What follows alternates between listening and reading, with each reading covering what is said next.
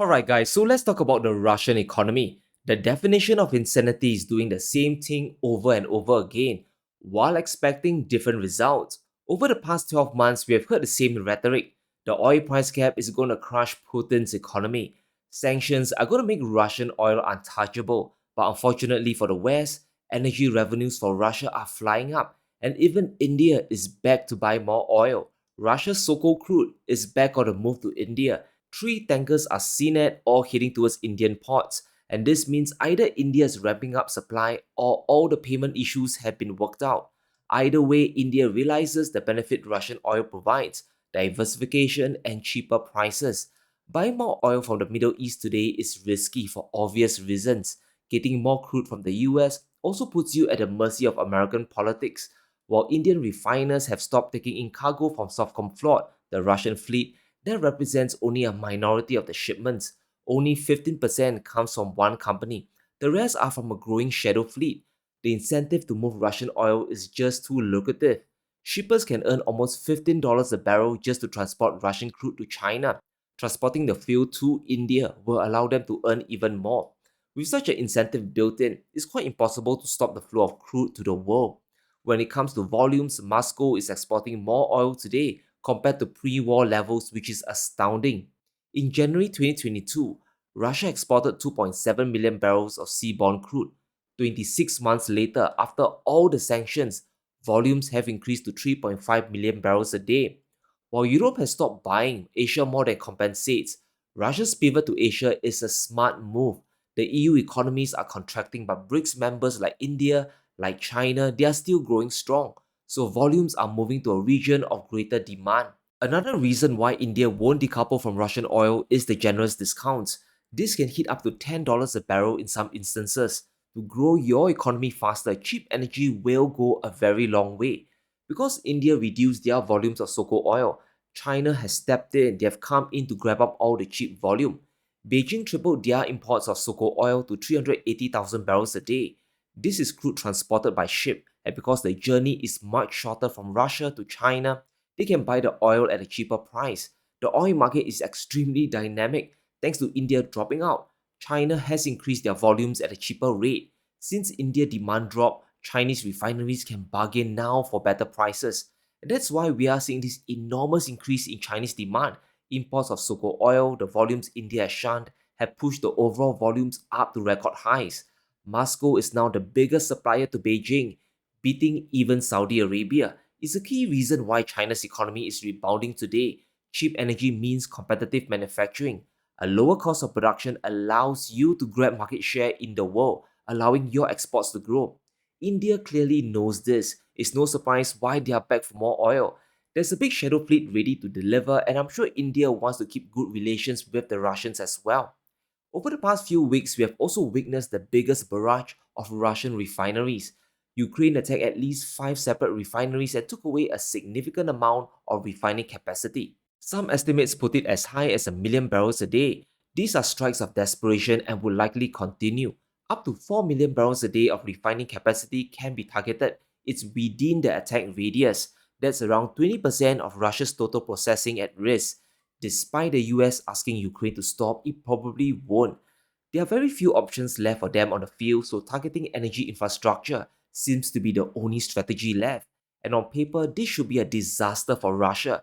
They can't turn low value crude into high value products like gasoline and naphtha, so overall values will collapse, but that isn't the case at all. Here's a shocking reality. In a report that's sure to terrify the West, Russian revenues are flying to the moon. Russia's oil and gas budget proceeds almost doubled in March. Tax revenue from oil and gas has exploded up, and as we have said before, this is coming on the back of a higher euros price. When Ukraine hit the refineries, it sent the prices of gasoline and diesel soaring 100%.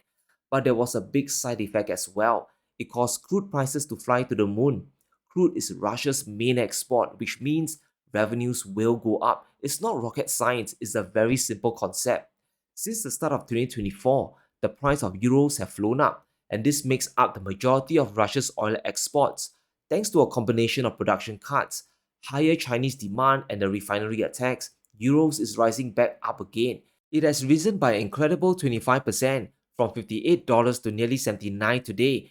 That's $19 above the G7 price cap, and Russia has no problem selling the oil above the cap. As we said before, there's an active shadow fleet ready to earn good money transporting Russian fuel. If you're the West, this is terrifying news. Putin's war chest is growing, and there are very few tricks left. You have thrown the entire book of sanctions and nothing is sticking, the spaghetti sliding off the wall. Russia's budget revenue nearly doubled from a year ago. It reached 1.3 trillion rubles in March, which clearly shows the sanctions aren't working. Money from oil and gas is still rolling in. In just 1 month, Russia booked in $14 billion of tax revenues. Since the conflict began, this is the third highest monthly earnings. As the Middle East continues to break down and Ukraine keeps hitting refineries, we can expect crude prices to stay high, and by extension, so will Russian revenues as well. And this begs the big question, is there any other strategy left? Why are we all suffering from higher inflation when Russian revenues are increasing? The world still needs oil from Moscow. The West is still getting Russian energy indirectly but at a higher price. The only winners here, hands down, are the middlemen. It's important to realize the steps Russia has taken to secure their revenues. No matter what happens, they are agile enough to react. Even the refinery attacks doesn't seem to faze them. Ukraine continues to hammer at refineries deep in Russian territory, and the latest strike has hit the Teniko refinery in Tatarstan. The facility is on fire, which threatens around 6% of Russia's refining capacity.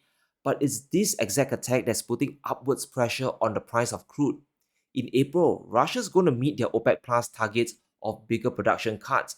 A few weeks ago, Putin agreed with MBS to continue squeezing the oil markets.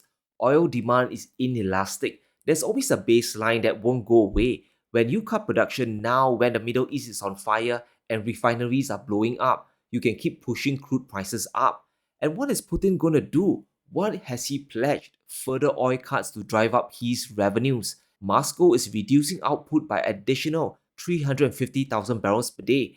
Exports are also being reduced by 121,000 barrels.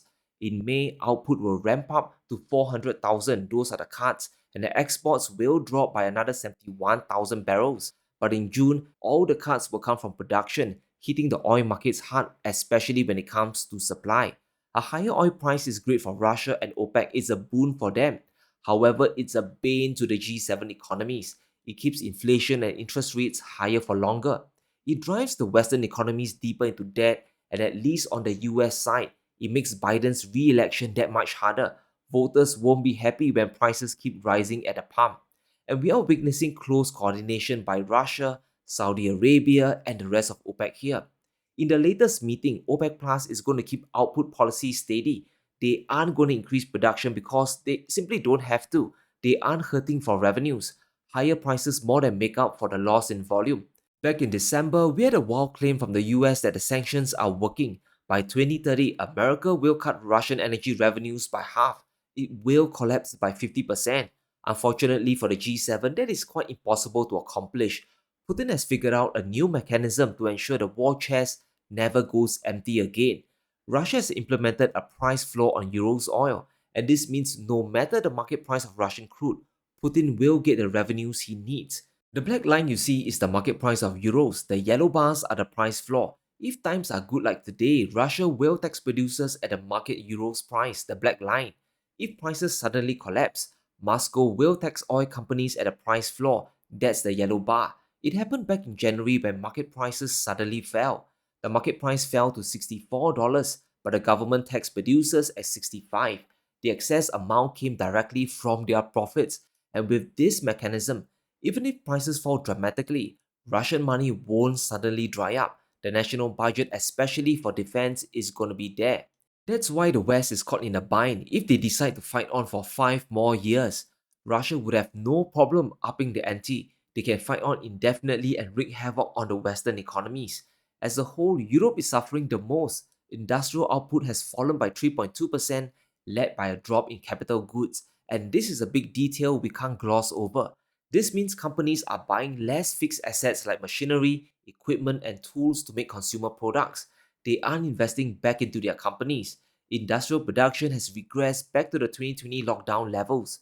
Production in January has fallen decisively, and with crude prices going up, demand is going to stay suppressed. What Europe needs to survive is a combination of lower inflation and lower borrowing costs. But what Russia and OPEC is doing, they are creating the exact opposite. They are creating inflation and making it hard for the ECB to cut interest rates down. The ECB is on the verge of cutting. From Germany to France, they all need lower rates, they know that. But if oil rebounds to $100, inflation will become a very big problem once again. Another big issue is the transition to a war economy. Trump is one step closer towards winning. He's just one election away, which means US support for Ukraine is about to disappear. NATO will also have to pay their fair share. For decades, the Eurozone has been underspending on defense. The guideline is 2% of GDP, but as you can clearly see, actual expenditure is nowhere near. It's rising, but there's still a long way to go. In 2008, the gap was 27%. In 2014, it climbed to 36%. And 2 years back, the gap stood at 25%. A lot more money still needs to be spent, and this will have to come from deficit spending. Europe has a ton of social programs, and their revenues are under pressure. So the only option left is to borrow more money from investors. The problem, of course, is higher interest rates. It's a big reason why Macron's plan to confront Russia won't work. Even Germany and the US are pushing back. Macron wants strategic ambiguity, which means the flexibility to escalate and even put soldiers in Ukraine. Removing the red lines will be a strategic mistake.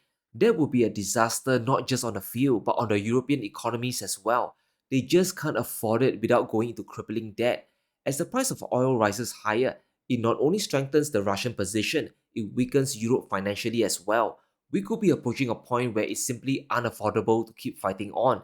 If Trump becomes president, it's likely all over. Without US support, it's quite doubtful if Europe can keep the fight going. Here's the big question: will OPEC continue to cut production to lift prices? Most likely it will. We don't need to speculate much on this, we only need to look at the motivations of Saudi Arabia, the de facto leader of OPEC Plus.